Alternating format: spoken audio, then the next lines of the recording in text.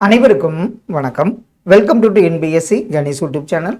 Friends, நம்ம டெட்டுக்காக social சயின்ஸிலிருந்து தினமும் 60 முக்கியமான கேள்விகளாக பாட்டு வரோம். கண்டிப்பாக இந்த வீடியோ பதிவுகள்லாம் உங்கள் ரிவிஷனுக்கு ரொம்ப யூஸ்ஃபுல்லாக இருக்குன்னு நம்புகிறோம்.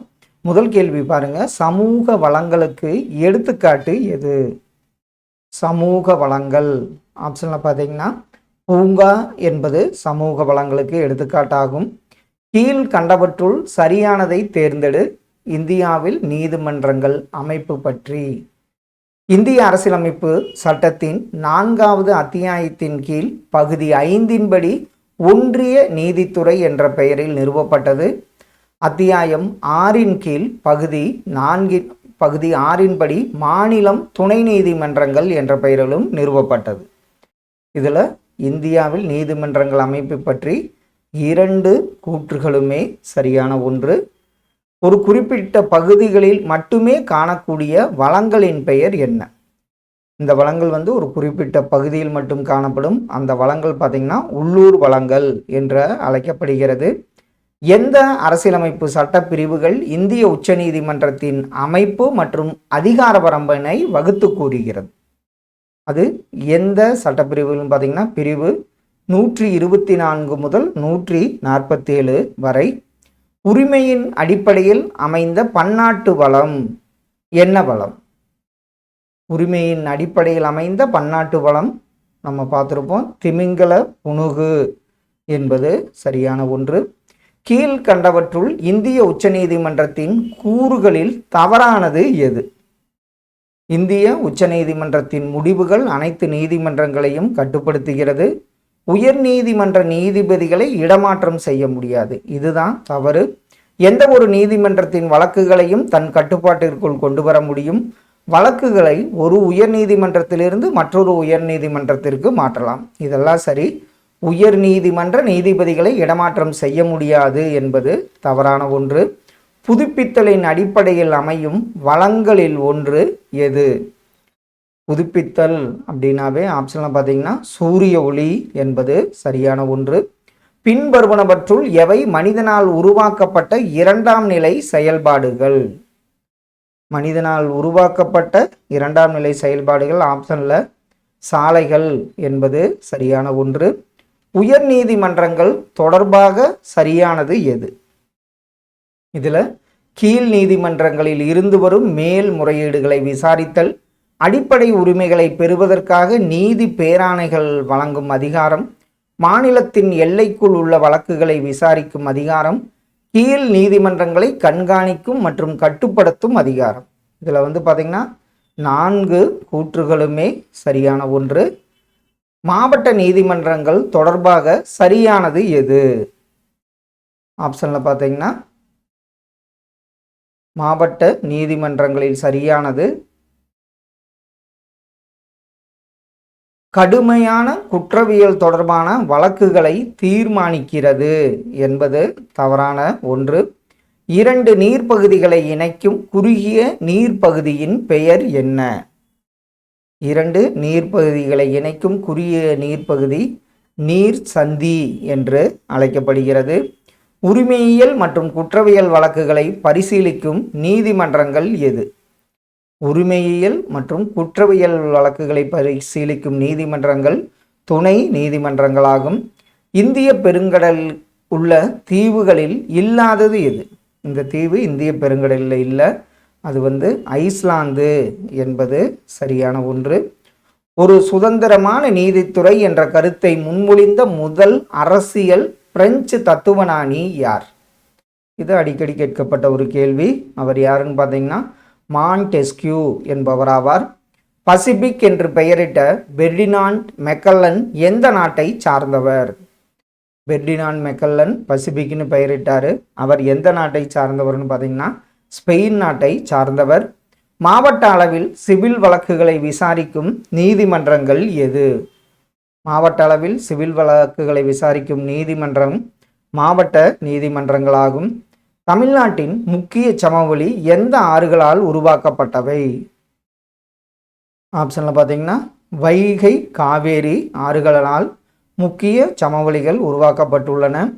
குற்றவியல் வழக்குகளை விசாரிக்கும் நீதிமன்றங்கள் எவ்வாறு அழைக்கப்படுகிறது?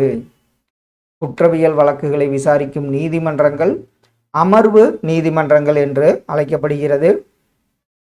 உலகிலேயே உயர்ந்த பீடபூமி எது? உலகிலேயே உயர்ந்த பீடபூமி திபெத் பீடபூமி ஆகும். கிராம அளவில் உரிமையியல் மற்றும் குற்றவியல் வழக்குகளை கையாளும் நீதிமன்றம் எந்த நீதிமன்றம்? அந்த நீதிமன்றம் பார்த்தீங்கன்னா பஞ்சாயத்து நீதிமன்றங்களாகும். சர்வதேச மலைகள் தினம் என்று அனுசரிக்கப்படுகிறது. சர்வதேச மலைகள் தினம் டிசம்பர் 11 அனுசரிக்கப்படுகிறது. கீழ்கண்டவற்றுள் வருவாய் நீதிமன்றங்கள் கூற்றுகளில் சரியானது எது? இதில் வருவாய் நீதிமன்றங்கள் நல ஆவணங்கள் தொடர்பான வழக்குகளை விசாரிக்கிறது. இது நில வருவாயை நிர்ணயம் செய்து நில உரிமையாளர்களிடம் இருந்து அதனை வசூலிக்கிறது. இதில் 2 கூற்றுகளுமே சரியான ஒன்று. பெருங்கடல்களில் மிக பெரியது எந்த கடல்?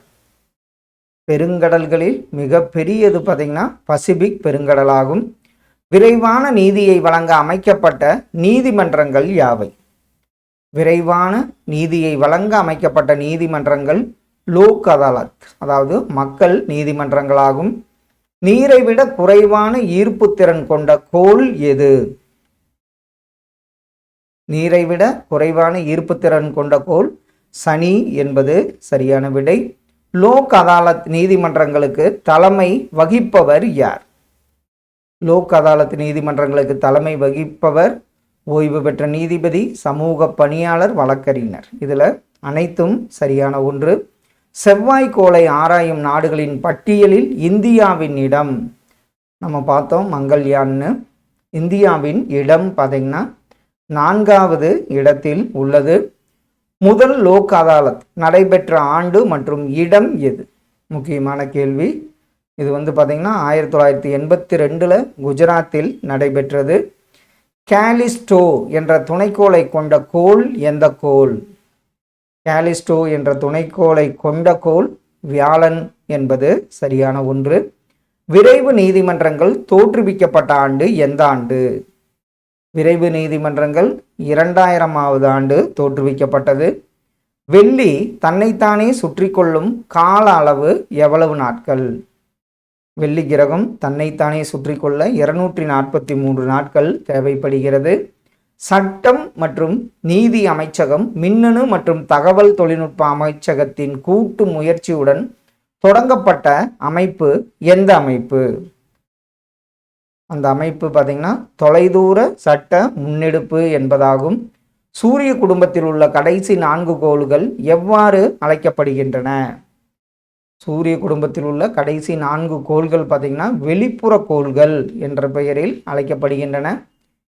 நீதிமன்றங்கள் தொடங்கப்பட்ட ஆண்டு எந்த ஆண்டு? நீதிமன்றங்கள் 2005ஆம் ஆண்டு தொடங்கப்பட்டது. சூரியனை எதிர்கடிகார சுற்றில், அதாவது மேற்கிலிருந்து கிழக்காக சுற்றி வரும் கோள் எந்த கோள்? அதில் வியாழன், சனி, புவி இவை அனைத்துமே பார்த்தீங்கன்னா மேற்கிலிருந்து கிழக்காக சுற்றி வரும் கோளாகும். தேசிய சட்ட சேவைகள் அதிகாரம் அமைக்கப்பட்ட ஆண்டு எந்த ஆண்டு? தேசிய சட்ட சேவைகள் 1987ஆம் ஆண்டு அமைக்கப்பட்டது. பின்வருவனவற்றுள் சூரிய குடும்பத்தை சாராத ஒன்று எது? அதில் பார்த்தீங்கன்னா விண்மீன் திரள் என்பது சூரிய குடும்பத்தை சாராத ஒன்று. கீழ்கண்டவற்றுள் உச்சநீதிமன்றம் குறித்து சரியானது எது? இதில் பார்த்தீங்கன்னா இந்தியாவின் மிக உயர்ந்த நீதிமன்றம் டெல்லியில் அமைந்துள்ளது. இறுதி மேல்முறையீட்டு நீதிமன்றம். அனைத்தும் சரியான ஒன்று. எந்த பிரிவுகளின்படி உச்சநீதிமன்றமும் உயர்நீதிமன்றமும் நீதி பேராணைகளை வழங்குகின்றன? உச்சநீதிமன்றம் 32, உயர்நீதிமன்றம் பார்த்தீங்கன்னா பிரிவு 226 படி நீதி பேராணைகளை வழங்குகின்றன. மாநிலங்களின் மிக உயர்ந்த நீதிமன்றம் எந்த நீதிமன்றம் பார்த்தீங்கன்னா மிக உயர்ந்த நீதிமன்றம் உயர்நீதிமன்றம். மாநில அளவில் ஒளியின் வேகம் வினாடிக்கு எவ்வளவு? ஒளியின் சவுண்ட் 330 மீட்டர் ஆகும். மாநிலங்களின் உயர்நீதிமன்றத்தின் கீழ் செயல்படும் நீதிமன்றம் எது? உயர்நீதிமன்றத்தின் கீழ் செயல்படும் நீதிமன்றம் துணை நீதிமன்றமாகும். புவிக்கு அருகில் காணப்படும் விண்மீன் திரள் மண்டலம் எது? இதில் ஆண்ட்ரோமெடா, மெக்கலனிக் கிளவுட்ஸ் இது ரெண்டுமே வந்து பார்த்திங்கன்னா புவிக்கு அருகில் காணப்படும் விண்மீன் திரள் மண்டலமாகும். நீதித்துறை பற்றி அம்பேத்கர் கூறியதில் சரியானது எது? அதில் நீதித்துறை நிர்வாகத்திடமிருந்து சுதந்திரமாக இருக்க வேண்டும், அதே மாதிரி நீதித்துறை திறமை மிக்கதாக இருக்க வேண்டும். ஆப்ஷன் சி இது ரெண்டு கூற்றுகளுமே சரியான ஒன்று. இந்தியாவில் உள்ள 2 வகையான சட்ட பிரிவுகள் யாவை? இதில் உரிமையியல் சட்டங்கள், குற்றவியல் சட்டங்கள் இரண்டுமே இந்தியாவில் நடைமுறையில் உள்ள 2 வகையான சட்டப்பிரிவுகளாகும். எத்தனை பில்லியன் ஆண்டுகளுக்கு முன்பு ஏற்பட்ட பெருவெடிப்பின் போது பேரண்டம் உருவானதாக வானியல் அறிஞர்கள் நம்புகின்றனர்? அது பார்த்திங்கன்னா 15 பில்லியன் ஆண்டுகளுக்கு முன்பு என்பது சரியான ஒன்று. பொதுநல வழக்கை அறிமுகம் செய்த நீதிமன்றம் எது? பொதுநல வழக்கை அறிமுகம் செய்த நீதிமன்றம் உச்சநீதிமன்றமாகும். இந்தியாவின் மிக உயர்ந்த மற்றும் இறுதியான நீதித்துறை. இந்தியாவின் மிக உயர்ந்த மற்றும் இறுதியான நீதித்துறை உச்சநீதிமன்றமாகும். யாருக்கிடையேயான பிரச்சனைகளுக்கு தீர்வு காண்பதற்கான ஒரு செயல்முறையை நீதிமன்ற அமைப்பு வழங்குகிறது?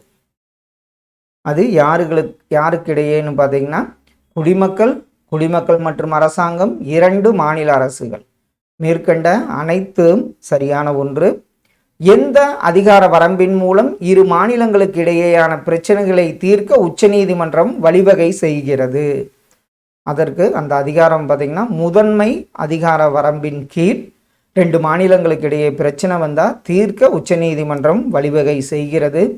ஒரு பொதுவான உயர்நீதிமன்றத்தை கொண்டுள்ள மாநிலங்கள், இது அடிக்கடி கேட்டிருக்காங்க, பஞ்சாப், ஹரியானா மற்றும் சண்டிகர் ஆகும். பொதுநல வழக்கு முறை இந்தியாவில் யாரால் அறிமுகப்படுத்தப்பட்டது? உச்சநீதிமன்றத்தால் தான் பொதுநல வழக்கு முறை அறிமுகப்படுத்தப்பட்டது. இந்தியாவில் உச்ச நிலையில் உள்ள நீதிமன்றங்கள் எத்தனை? இந்தியாவில் உச்ச நிலையில் உள்ளது ஒரு நீதிமன்றம், அது உச்ச நீதிமன்றமாகும். எஃப்ஐஆர் என்பது என்ன? இது நமக்கு தெரியும், முதல் தகவல் அறிக்கை தான் எஃப்ஐஆர் ஆகும். பின்வரும் கூற்றை ஆராய்க. மெக்கேலாவால் ஒரு சட்ட ஆணையம் அமைக்கப்பட்டது. மெக்காலே அமைத்த சட்ட ஆணையம் இந்திய சட்டங்களை நெறிமுறைப்படுத்தியது. இதில் வந்து பார்த்திங்கன்னா 2 கூற்றுகளுமே சரியான ஒன்று. பின்வரும் கூற்றுகளை ஆராய்க. இந்திய தண்டனை சட்டம் 1860 உருவாக்கப்பட்டது. கல்கத்தா உயர் நீதிமன்றம் 1862 நிறுவப்பட்டது. 1935 ஆண்டு இந்திய அரசு சட்டம் கூட்டாட்சி நீதிமன்றத்தை உருவாக்கியது. இதில் இந்த 3 கூற்றுகளுமே சரியான ஒன்று. இந்திய உச்சநீதிமன்றம் பற்றிய பின்வரும் கூற்றுகளில் எது சரியானது அல்ல? இதில் வந்து பார்த்திங்கன்னா நாட்டின் மிக உயர்ந்த நீதிமன்றம் இந்திய அரசியலமைப்பு சட்டத்தின் 4வது அத்தியாயம் பகுதி 5 படி நிறுவப்பட்டது. ஒரு உயர்நீதிமன்றத்திலிருந்து மற்றொரு உயர்நீதிமன்றத்துக்கு வழக்குகளை மாற்றும் அதிகாரம் உச்சநீதிமன்றத்துக்கு இல்லை. இதை பார்த்தோன்னே சொல்லிடுவோம், இதுதான் வந்து சரியானது கிடையாது. கூற்று: உச்சநீதிமன்றம் ஒரு ஆவண நீதிமன்றமாகும். காரணம், இது நீதிமன்ற நடவடிக்கைகளின் பதிவுகளை பராமரிக்கிறது மற்றும் அதன் முடிவுகள் கீழ் நீதிமன்றங்களை கட்டுப்படுத்தும். இதில் பார்த்தீங்கன்னா கூற்று சரி, காரணம் கூற்றிற்கான சரியான விளக்கமாகும். அடுத்த ஒன்று பொறுத்துக. உயர்நீதிமன்றம், லோக் அதாலத், சர் எலிஜா எம்பே, ஸ்மிருதி. அப்படி ஆப்ஷனில் பாருங்கள்.